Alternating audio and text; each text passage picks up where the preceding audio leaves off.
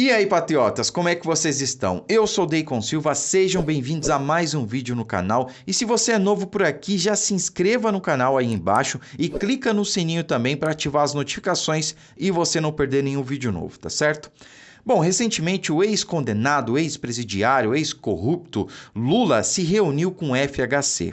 Pois é, esse foi um fato muito curioso, porque muita gente está achando que foi uma aliança contra o presidente Bolsonaro, que aliás, essa aliança vem de agora, né? Que agora eles estão se aliando aí contra o presidente.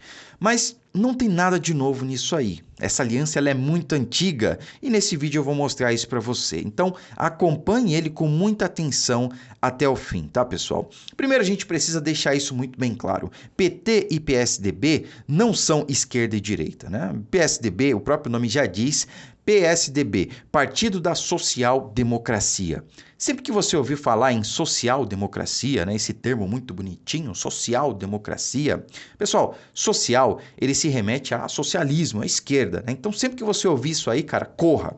Corra porque não dá certo, não presta, tá? PSDB é só um PT de terno e gravata, né? Um PT que fez segundo grau. É isso. PSDB e PT, meu amigo, sempre foram a mesma coisa. Eles não passaram a ser só agora. Eles não estão se aliando agora. Isso vem de muito antes, né? Desde a década de 80, 90, enfim, eu vou falar um pouco mais sobre isso ao longo desse vídeo, mas antes de começar de fato, eu gostaria que você acompanhasse aqui um trecho da entrevista do Dr. Enéas Carneiro.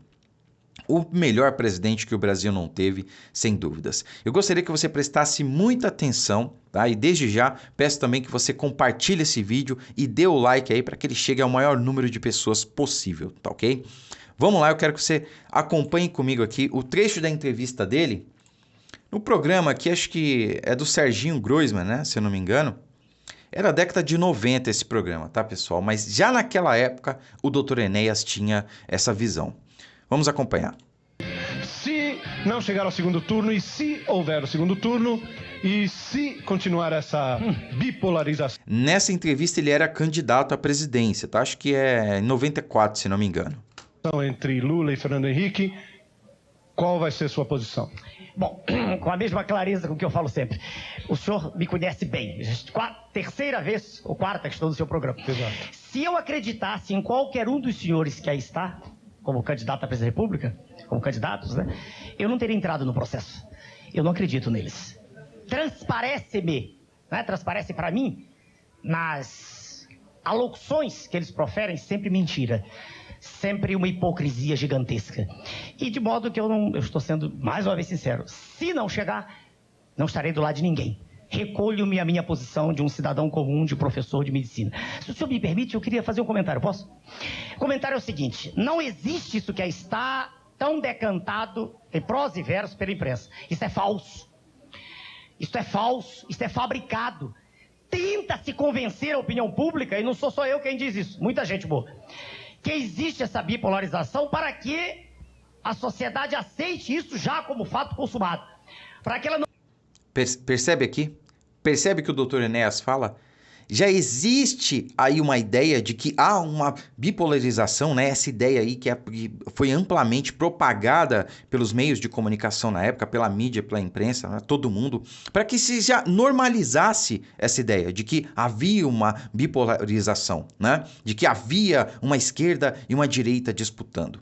Então já havia essa ideia, porque assim você colocava no imaginário das pessoas essa ideia, não, tem lá esquerda e direita, então se a esquerda vencer vai ter oposição e vice-versa. Né? Só que nós nunca tivemos isso no Brasil, não de fato como nós temos hoje. Pare e reflita, porque o que está sendo programado é a eleição de uma pessoa, uma vez que já se sabe de modo claro que a outra pessoa não tem condições de discutir e que será esmagada. Tá falando do Lula. O que aconteceu em 89... é um exemplo inequívoco para o qual eu chamei a atenção da população naquela época. O segundo candidato não tem condições de enfrentar. Ainda mais um homem que tem uma escola de sociologia.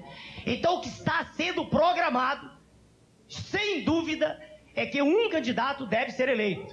E o outro apenas está para fazer de conta, porque não tem condições. Isso é um perigo. Eu chamo a atenção da sociedade brasileira para o perigo que se descortina aí. O candidato majoritário, aquele que hoje é o representante oficial do sistema, digamos, o candidato mais aplaudido, o candidato que representa o grande capital internacional. Se esse senhor ganhar a presidência da República, aquilo que está escrito no Consenso de Washington, que a nossa população tem pouco conhecimento, aquele documento terrível em que se prega praticamente o fim da soberania nacional, aquele documento terá valor. E o Brasil será uma nação de joelhos lá fora. Pois é, pessoal, esse foi o Dr. Enéas Carneiro, sem dúvidas aí um grande homem, né? O melhor presidente que o Brasil não teve, um grande intelectual, né? Falava várias línguas, era professor de cardiologia, né? Era médico, era também físico, se não me engano, enfim, um homem de uma sabedoria e inteligência incríveis, um grande conservador que, infelizmente, a mídia conseguiu convencer o país inteiro que era louco, né? Ele tinha o jeito lá até engraçado e cômico de falar, né? Meu nome é Enéas, 56.500, né? Acho que era esse o número dele, né? Enfim, mas essa era a maneira que ele tinha de chamar a atenção, né? Ele tinha pouco tempo de TV, então ele tinha que chamar a atenção de alguma forma, né? As pessoas aí mais, naquela época aí, mente aberta, as pessoas mais esclarecidas acabavam pesquisando e procurando realmente quem era ele, mas infelizmente a grande maioria da população, a esmagadora maioria naquela época, ainda era presa ao que a mídia falava. A gente só conseguia enxergar realmente o que era propagado pela grande mídia, né? Infelizmente eram os únicos meios de comunicação. Talvez não, com certeza se Dr. Enéas naquela época tivesse a seu dispor o que Jair Bolsonaro teve hoje, que são as mídias sociais, responsáveis por espalhar a verdade, ou por pelo menos espalhar aí outras ideias, se não aquelas propagadas pela mídia, certamente nós teríamos aí o Dr. Enéas como presidente da República naquela época, né? Infelizmente, nós não tivemos. Eu não vou dizer que nós perdemos a oportunidade, porque sim, foi uma grande oportunidade, mas a gente, infelizmente, não estava pronto para ter um presidente como o Dr. Enéas. Nós não tínhamos evoluído ainda a ponto de merecer alguém da estatura dele, né? Mas é isso. O que eu gostaria de comentar com vocês vai mais ou menos nesse sentido aí. PT e PSDB, meus amigos, eles nunca foram inimigos. Tá? Eles nunca foram aí adversários políticos, nunca tiveram de lados opostos. Não, é como o título desse vídeo diz, são dois lados de uma mesma moeda. Pois é, eu fiz um tweet há uns meses atrás, que eu quero ler aqui para vocês, que diz o seguinte: a República do Café com Leite não tinha acabado, eram sempre os mesmos no poder e tudo funcionava bem no país. Nesse sistema, todos mordiam um pedaço e a mídia era bem paga para fazer silêncio. E aí veio Bolsonaro e secou a fonte. Agora, meu amigo, o sistema todo se virou contra ele. É basicamente isso, pessoal. Foi basicamente o que aconteceu e é o que vem acontecendo.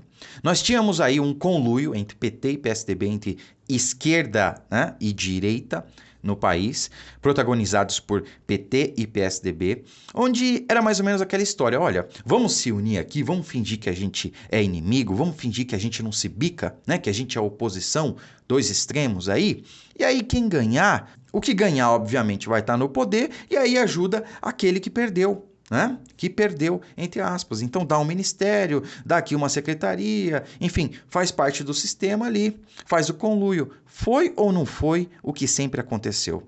Você acha mesmo que se PT e PSDB fossem opostos, fossem inimigos, adversários políticos, agora eles iam estar se juntando contra o Bolsonaro?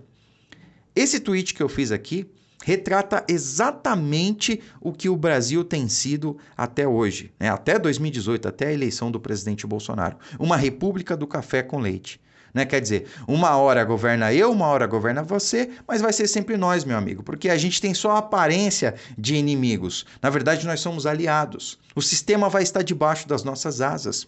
E toda a nossa estirpe vai estar sendo alimentada por esse sistema. Não importa quem esteja no poder, seja PT ou PSDB, seja esquerda ou a dita direita, na figura do PSDB. Então, como eu disse e repito aqui, PSDB, Partido da Social Democracia, isso é esquerda, meus amigos. Não acredite nessa corja. Eu sei que quando você viu essa reunião aí entre Lula e FHC, você deve ter lembrado do que a Dilma falou, né? Nós faremos aliança até com o diabo para vencer o Bolsonaro, para voltar ao poder. né? Então você deve estar pensando, pô, eles estão até se sujeitando a se aliar com o FHC, com o PSDB para tirar o Bolsonaro, né? Deve ser por isso. Não, meus amigos. Se eles de fato fossem adversários, né? Se um fosse direita, outro fosse esquerda, eles não iam estar se aliando agora, né? A aliança existe desde a década de 90. Você veja, o doutor Enéas falou isso em 94. Eu tinha 5 anos na época, e o cara já estava falando isso, já estava mostrando para o Brasil, escancarando para o Brasil quem era PT e quem era PSDB. Eram a mesma coisa. Então não caia nesse conto, não caia nessa história, tá certo? Nós não podemos votar e eleger ninguém de esquerda, seja do PT, PSDB, PCdoB, PSOL e todos os partidos afins. Essa gente não presta. Certo? São só dois lados de uma mesma moeda. O interesse deles é sempre manter o poder. Não importa como. É tudo pelo poder. Vale tudo pelo poder. Não caia nessa história de aliança contra Bolsonaro. E eu tô falando agora com você que não vai votar no Bolsonaro, ou que está em dúvida, ou que não votou. Não caia nessa história. Não vote nesse cidadão acreditando que eles eram oposição e que só agora eles vão se juntar contra um inimigo em comum. Não, meus amigos. Os inimigos do Brasil e de você são eles. São eles que sempre enganaram o país. São eles que sempre enganaram a população brasileira, mantendo os mais pobres sempre pobres, na miséria, dando questões assistencialistas, com questões populistas, para garantir o apoio popular e se manter sempre no poder. Tá na hora disso mudar. Compartilhe esse vídeo, se inscreva no canal e deixe o seu like aí também. Vamos espalhar a verdade, pois só com a verdade nós vamos vencer essa batalha. Fiquem com Deus e até a próxima.